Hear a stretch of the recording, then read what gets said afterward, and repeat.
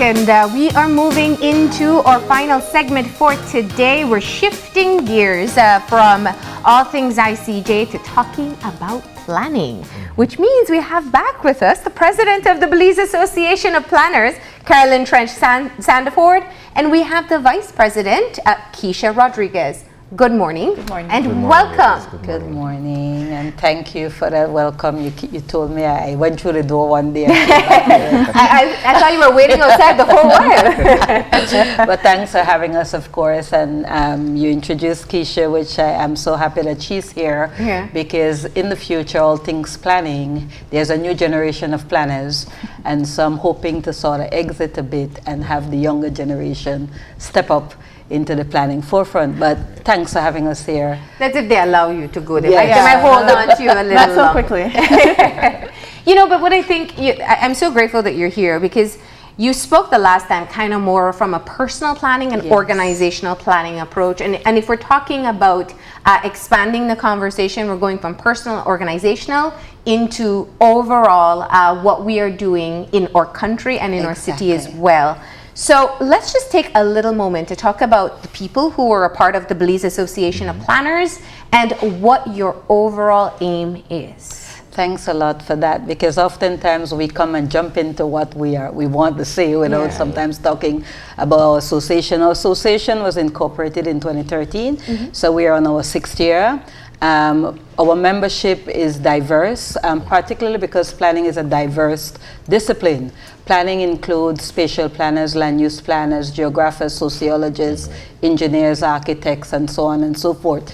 And because it's so interdisciplinary, our decision was to be a more inclusive professional planning organization rather than being an exclusive one.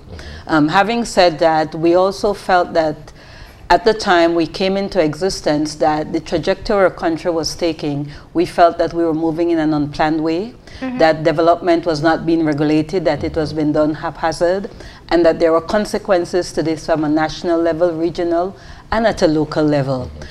We also believed at the time that we ought not to talk, because sometimes they say we talk too much, and oftentimes the policymakers would say, but you all are always planning, you're not doing, we need to make decision now. And people tend to think that planning is this only a visionary discipline, and that it only speaks to virgin land. But in reality, planning is visionary, just like how we spoke earlier last week, but it is also doing at the same time. So areas that are already developed are constantly in change.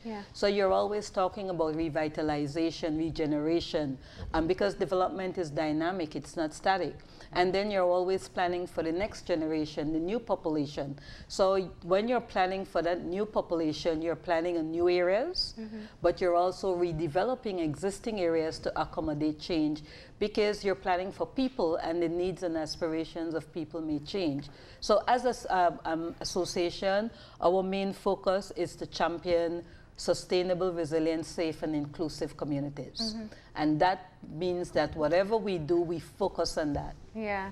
Sustainable, resilient, I missed the third one. Safe. And inclusive communities. That's right.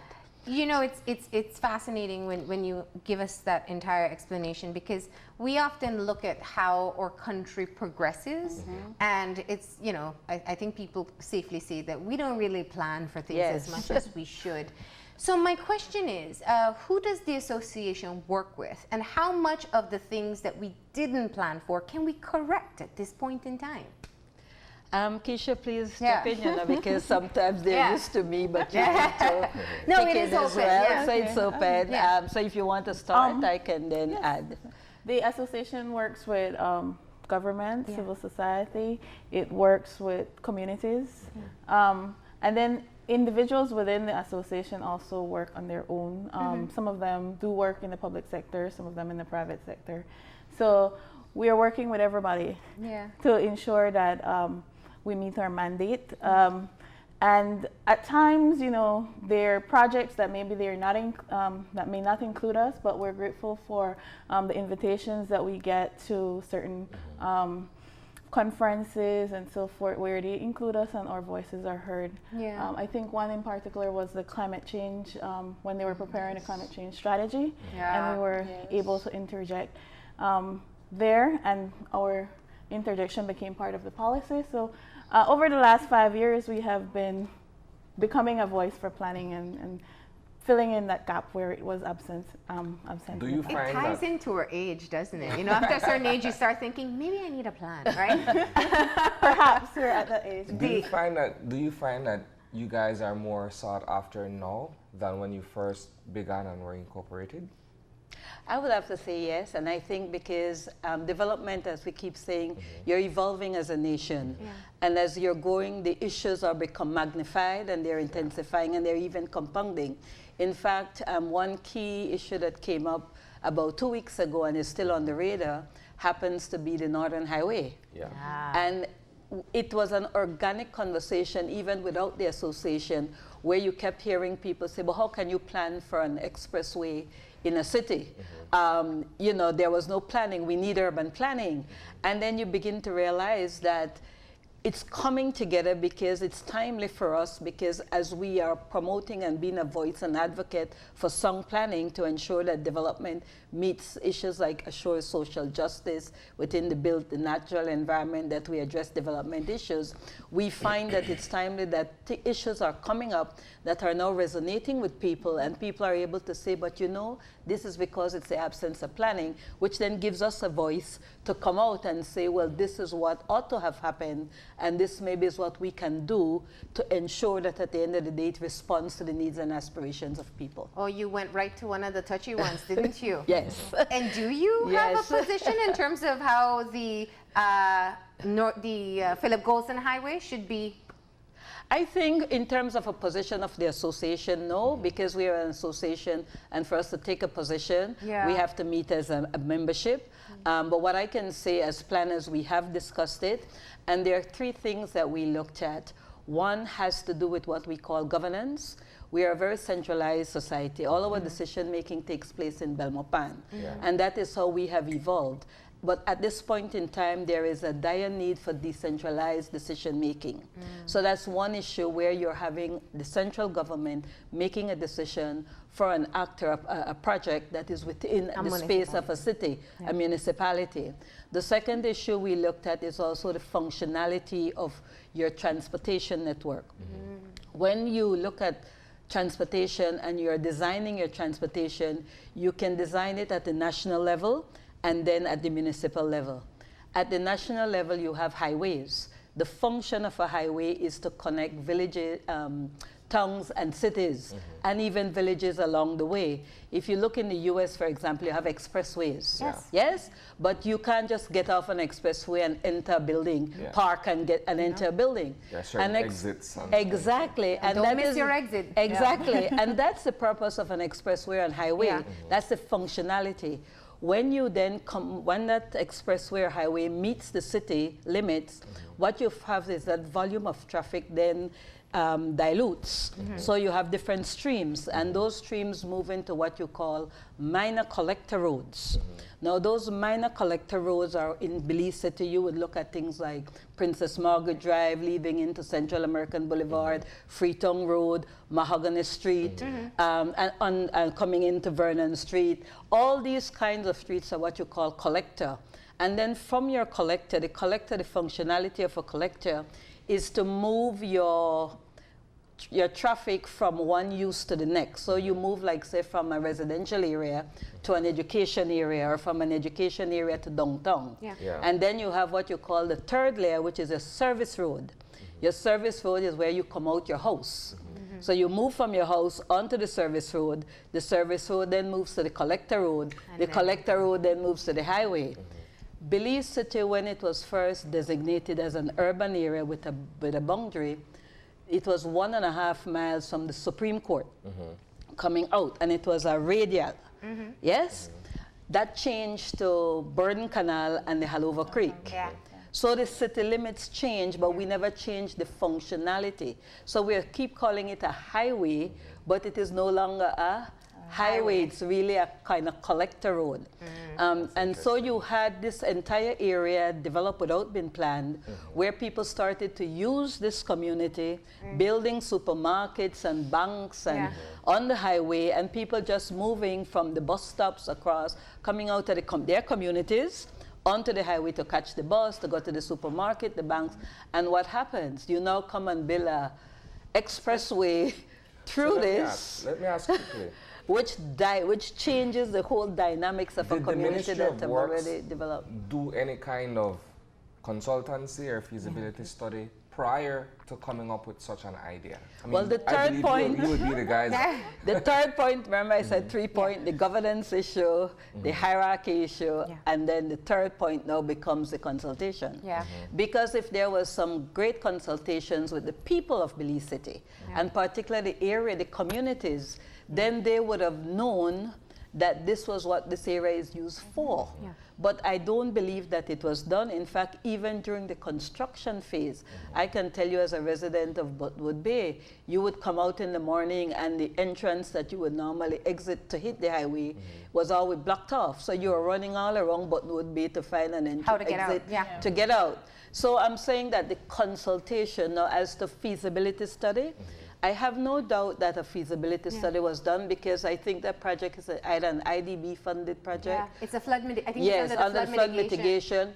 But I think one of the challenges we face in our country is that we don't do the right consultations. We have what I like call them vineyard consultations or selective consultations where they consult with individuals who may not necessarily have an interest within or their interest may not be with the direct users. Exactly, and I think that became an issue with that particular Well, and in the interest of time, I think moving forward, you know, it's an example, and we have many others where we can talk about where a lack of plan sometimes brings problems. Now, as planners, what you're aiming to do is to bring your insight as kind of a structural view to things and thinking long-term rather than short-term gains.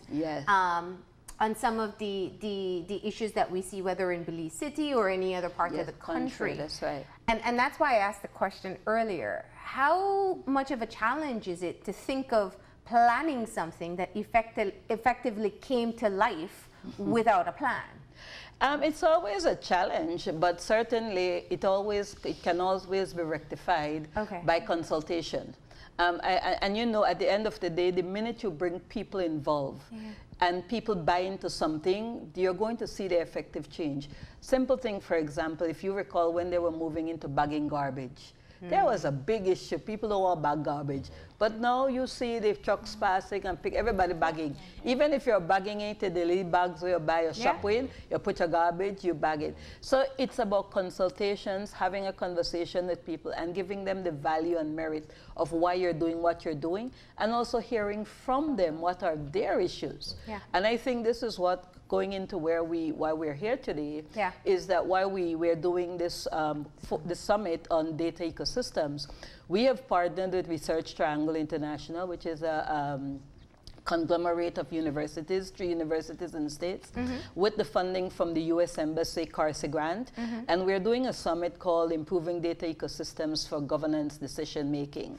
And why we're doing that is very simple. We have started a program that was funded by GEF, Small Grants Program, called Building Urban Resilience to Climate Change.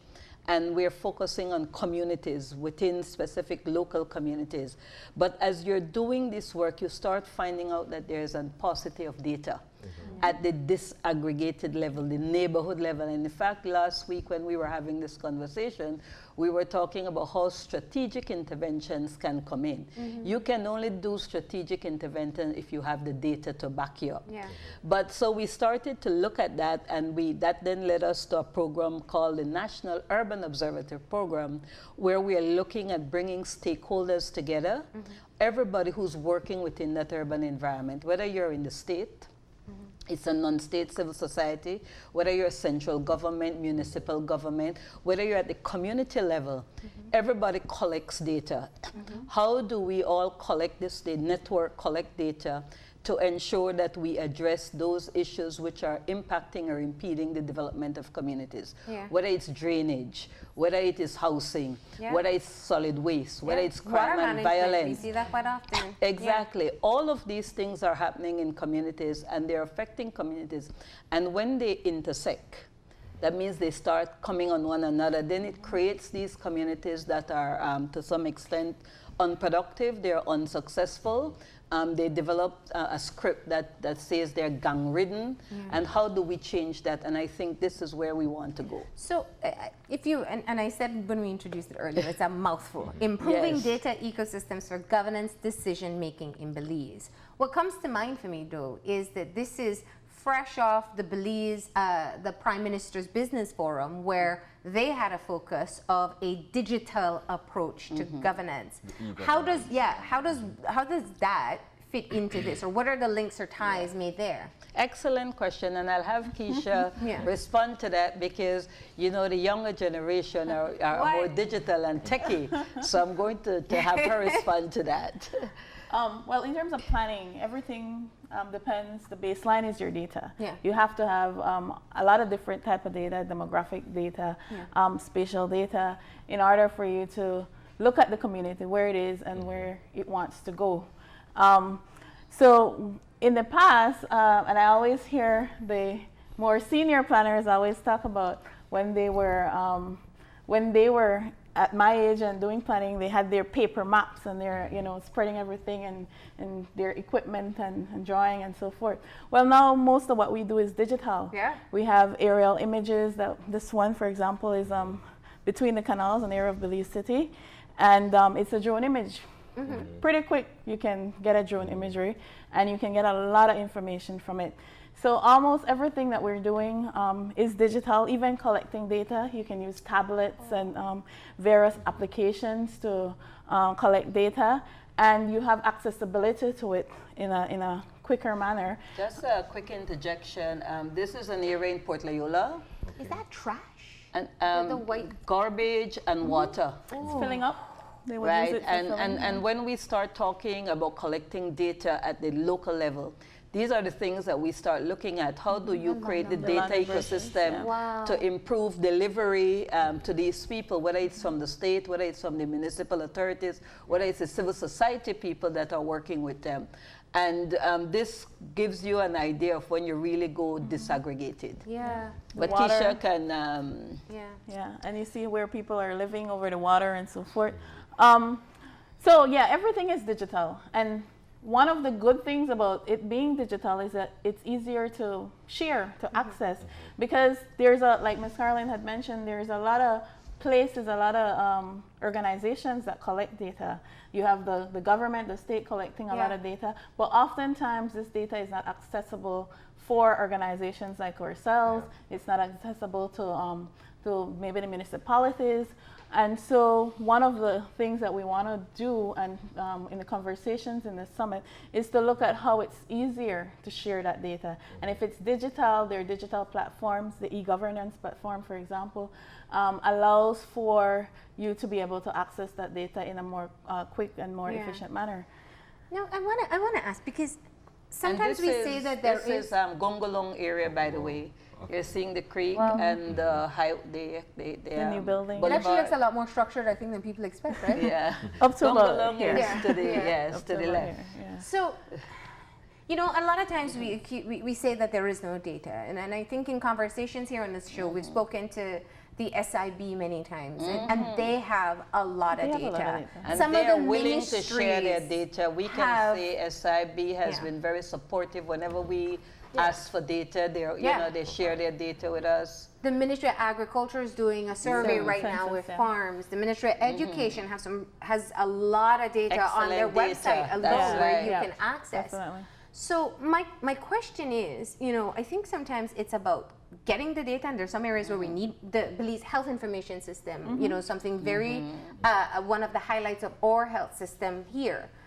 There's all this data that is available. But what seems to be very lacking is the understanding of the whys and the hows and the what now. A very clear example, I think, from a social policy perspective, when we looked at that Port Loyola London Bridge area, you can't really see that driving past. No, Exactly.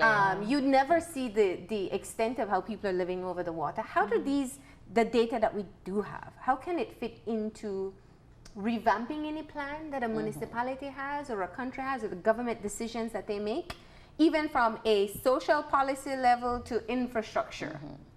I think that's an excellent question. And I think this is where the summit is leading to, because basically what we're saying, just as you said, that there's a lot of data. Yeah. And it is how we create the networking to bring that data together and to also understand how different aspects intersect and increase vulnerabilities of people. Yeah. Because we may look at this area, for example, and we do not know that, because as you say, you will drive on the road, but you won't be able to get into that area. So here you have this picture that perhaps best defines it. What we try to do from the planning standpoint is to take the physical data. Okay. So you're looking at the overall, so the physical data, intersect it with the social data, the economic data, the environmental data, and that is how you create the change that you want to see within your community.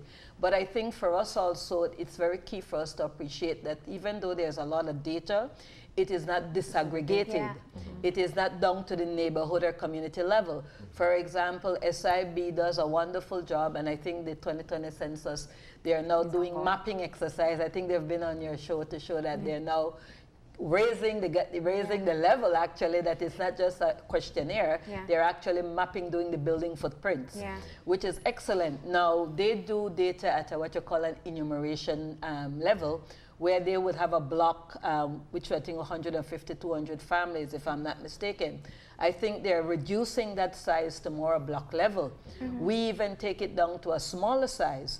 And in taking out a smaller size, then you can become specific to specific areas, as to say, okay, if I look at this, the road comes this way, there's another road, there is nothing in between, there is water. What do we need to make the connectivity so that people can move out? But you're also dealing with ecosystems, so you have to deal with environmental issues. But then when we look at the area, you're not only looking at ecosystems and infrastructure, you're looking at housing. You're looking at land tenure, you're looking at employment, you're looking at education. And so when you start build the data, as we have been doing for communities, you begin to understand the complexity of the issues, and I think we discussed this last week, Marlene, issues of poverty and exclusion. When you talk with communities, for example, and someone says to you, you know, I catch a taxi, and if I say to the taxi, this is where I live, the taxi said, no, I'm not going there. That's exclusion. How does that affect that person from getting a job? So you can deal with the physical side of things, but you also have to deal with some of these social issues. And I think that's what, as planners, we try to do. And we find that the state does a lot of work, the municipality does work, but they also have responsibilities legislatively. The state has certain responsibility as the government. The municipality has certain responsibility as a government. Then you have civil society, who is also doing enormous work within areas where there's a lot of gaps from which is not happening. How do you bring it all together to ensure that it's done more efficiently, that there's better collaboration, and at the end of the day that we improve the delivery of services to communities so that they can unleash that potential that they have. And it requires collaboration, it requires networking, and basically this is what the summit is all about. And I was going to ask, who is going to be a part of the summit? Excellent. We have, first of all, the SIB will be doing a presentation on data sources, what data sources they have, so we can all know what is available. Secondly, our association is also going to do a presentation on using data to make for decision making, and how we can bring digital data, digital platforms, how we intersect data to look at vulnerability, and so on and so forth. We have RTI, who will be looking at what kind of strategies can we engage in order to improve our networking and collaboration. And very important as well, what we're also going to do is to launch an invitation to civil society to apply for some small grants, to do micro-studies that relates to improve governance. What's a micro-study? It's a small research study. Keisha, you add in, because sometimes I talk too much. It is a small research study on some area of interest. So it's basically something that will look at using the data, how you can use the data that, to address an issue within your area of study, whether it's or your small community. It may be maybe a neighborhood group that would apply, and then they can study some issue that is affecting their community and look at the data and how it can be used to develop a strategy Okay. for And improving. improve, the key thing is how we improve governance Yeah. and how we improve service delivery, you know? Now, you spoke a little bit about the Research Triangle International, that it's a university. Yes. Yeah. What about doing more data analysis? Because this is where, and that's why I was saying the why and the how and the what Yes. now. You know, it's when we get the raw numbers from SIB, for example, as we do quite often, in all fairness to them, the challenge really is really understanding some of these dynamics. Yes. Like, I think one of the fascinating things that the Dr. Gale's presentation was talking about, something we've been corrected on this show Yeah. quite a bit, is that we don't predominantly have single parent families. Yes. We don't. In fact, we have more families who have a mother and father than people who are single mother. But when he, as he did, break down that data to particular sections of the society, then that's where you see it. So now if I, Excellent as analogy. as we've said before on the show, oh, you know, fathers are absent, we can be corrected by any Yes. person and say, actually, no. Belize is Yes. 60% mother-father families. Yeah. But Excellent analogy. when you look into a particular area, Yeah. there is a difference. And that is the issue for us, because and this is why I say it's such an excellent analogy, because a classic example for us, we have been working in 3 demonstration communities and doing some vulnerability studies. And in that study, we found that 53%, 54% and 47% of the persons we interviewed were looking for a job. That's almost 1 in every 2. Now, you won't get that in the national figures. And this is why this is